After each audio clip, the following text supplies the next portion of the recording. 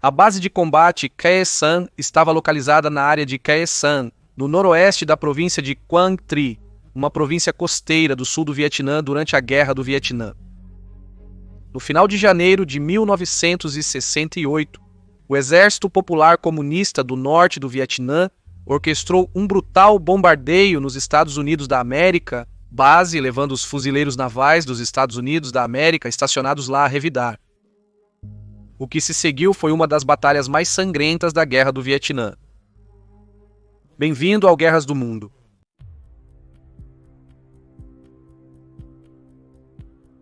A base de combate de Khe Sanh foi construída em 1962 pelas Forças Especiais do Exército dos Estados Unidos da América, com um aeródromo a aproximadamente 22,5 quilômetros ao sul da zona desmilitarizada, a zona desmilitarizada entre o norte e o sul do Vietnã.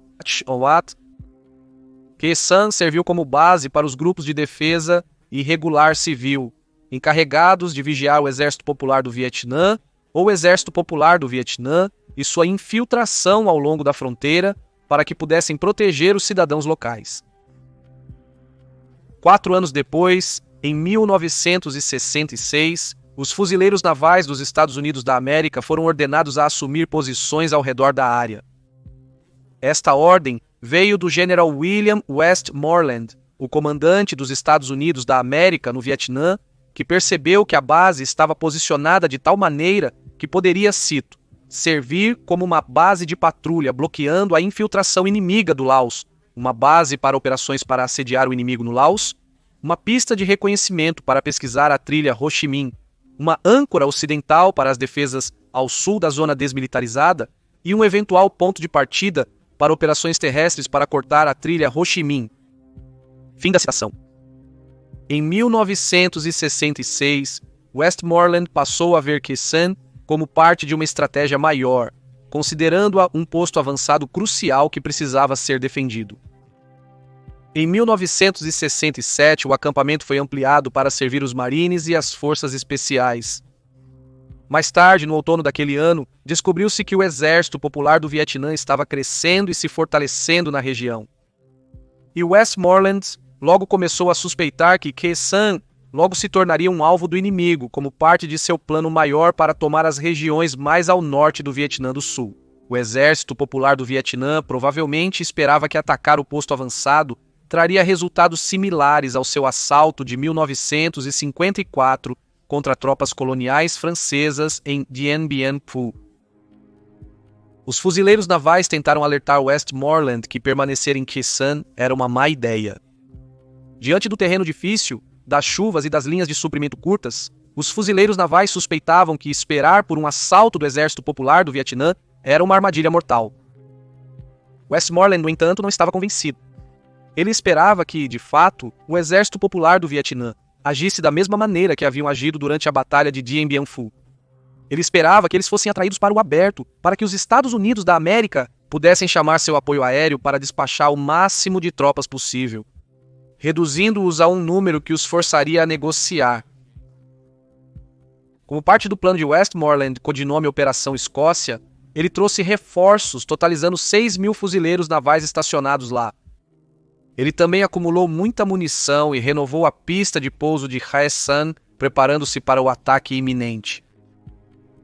O ataque finalmente aconteceu em 21 de janeiro de 1968. Começou de repente, mas foi longo e árduo, com o Exército Popular do Vietnã iniciando um massivo bombardeio de artilharia do posto avançado, destruindo 90% das rodadas de artilharia e morteiros da base nos primeiros dias do assalto. Apesar dos enormes riscos para os 6.000 fuzileiros navais restantes, o presidente Lyndon B. Johnson apoiou o plano de Westmoreland e insistiu que a base fosse mantida a todo custo. Durante os 77 dias de batalha em Khe Sanh, os fuzileiros navais enfrentaram um intenso fogo de vários armamentos, incluindo morteiros e foguetes, além de numerosos ataques terrestres.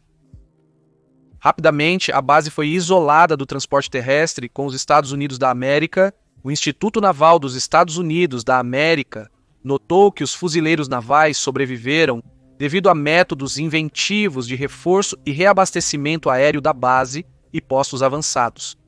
Documentos mostram que Westmoreland cogitou usar armas nucleares em resposta ao assalto de 21 de janeiro em Khe Sanh, mas descartou a ideia devido às condições únicas do terreno no sul do Vietnã, que reduziriam a eficácia dessas armas. Então, o secretário de Defesa dos Estados Unidos da América, Robert McNamara, escreveu ao presidente, citação, "Devido ao terreno e outras condições peculiares às nossas operações no sul do Vietnã, é inconcebível que o uso de armas nucleares fosse recomendado lá contra o Vietcong ou forças norte-vietnamitas. No entanto, enquanto políticos, comandantes e outros oficiais militares de alta patente concentravam sua energia e recursos na batalha, eles começaram a ignorar as cidades ao redor no sul do Vietnã, onde os planos e ideais comunistas estavam se fortalecendo. Em 31 de janeiro, 10 dias após o início do assalto a Khe Sanh, cerca de 70 mil forças norte-vietnamitas e do Vietcong iniciaram um conjunto coordenado de ataques em cerca de 120 cidades e vilas do sul do Vietnã. O plano para o assalto, conhecido como Ofensiva do Tet, porque ocorreu no Ano Novo Lunar, também conhecido como Tet, foi a ideia do comandante militar norte-vietnamita General Vo Nguyen Giap. Ele escolheu o dia 31 de janeiro para atacar, porque era um dia em que o norte e o sul declarariam uma trégua temporária, deixando o sul vulnerável. O tinha como objetivo quebrar o impasse no país e criar uma divisão entre o Vietnã do Sul e os Estados Unidos da América, destruindo sua aliança e levando à retirada da defesa americana do Vietnã do Sul. Para preparar seu plano, Vo fez o Exército Popular do Vietnã lançar vários ataques no fim de 1967 e início de 1968, com Khe Sanh sendo um dos alvos. A ideia era desviar a atenção dos Estados Unidos da América da ofensiva Tet para que eles não interferissem nela. 13 cidades foram atacadas pelas forças do Vietcong no centro do sul do Vietnã em 30 de janeiro, e no dia seguinte continuaram a atacar várias cidades e vilas, prédios governamentais e bases militares. Apesar da mídia comparar a Batalha de Khe Sanh à de Dien Bien Phu, as forças dos Estados Unidos da América e do Vietnã do Sul estavam em posição muito melhor do que os franceses no infame assalto de 1954. Além dos helicópteros que reabasteciam os estoques, os aviões de combate B-52 capazes de bombardeio pesado foram cruciais na batalha. As tropas em Khe Sanh forçaram o Exército Popular do Vietnã a lidar com 100 mil toneladas de bombas e quase 160 granadas de fogo de artilharia. A Agência Central de Inteligência estimou que as tropas inimigas de reposição chegando a Khe Sanh variavam de 190 a 380 por dia, o que significa que até 44 mil membros do Exército Popular do Vietnã poderiam ter participado da batalha. No começo de abril, reforços do Exército e da Marinha dos Estados Unidos da América, junto com membros do Exército da República do Vietnã, o Exército da República do Vietnã, vieram para romper o cerco. Os oficiais dos Estados Unidos da América esperavam um ataque muito maior dos vietnamitas do norte, mas isso nunca ocorreu, levando Westmoreland a ordenar o fim da batalha. Generais da Marinha e do Exército pediram a Westmoreland para abandonar a base. No entanto, ele negou os pedidos e ordenou que o exército permanecesse presente em Khe Sanh e continuasse as operações na área indefinidamente. Em meados de abril, os fuzileiros navais que patrulhavam uma encosta da colina 689 foram emboscados e atacados pelo Exército Popular do Vietnã, resultando em várias baixas. Os fuzileiros navais reagiram, mas acabaram recuando, deixando para trás os corpos de cerca de 30 companheiros mortos. Os restos foram recuperados após mais de uma semana, mas os problemas em Khe Sanh ainda não haviam terminado. No mês seguinte, as forças do Exército Popular do Vietnã, com artilharia pesada, chegaram a menos de 1 quilômetro da base, tentando capturá-la. Contudo, enfrentaram forte resistência dos Marines do local e não conseguiram assegurar o posto avançado. Apesar do fato de que Westmoreland estava errado, com sua insistência de que Quezon era importante sendo incorreta, já que o assalto à base não passou de uma distração.